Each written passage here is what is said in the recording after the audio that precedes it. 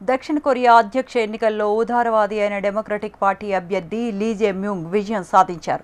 దీనిపై exit polls అంచనాలు నిజమయ్యాయి. 95% ఓట్ల లెక్కింపు పూర్తయ్యేసరికి జే మ్యూంగ్కు 48.86%, మితవాద అభ్యర్థి కిమ్ మూన్ సూకు 41.98% ఓట్లు లభించాయి.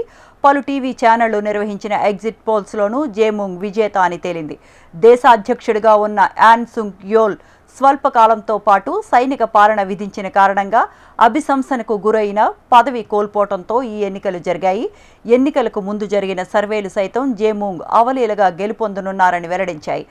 14,295 పోలింగ్ కేంద్రాల్లో పోలింగ్ మంగళవారం ఉదయం 6 గంటలకు ప్రారంభమై రాత్రి 8 గంటలకు ముగిసింది.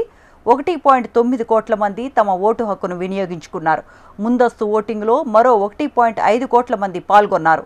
మితవాద అభ్యర్థి కిమ్ మూన్ సూ తన ఓటమిని అంగీకరించారు. ప్రజల ఎంపికను వినమ్రంగా అంగీకరిస్తున్నానని చెప్పారు. జే మ్యూంగ్కు అభినందనలు తెలిపారు.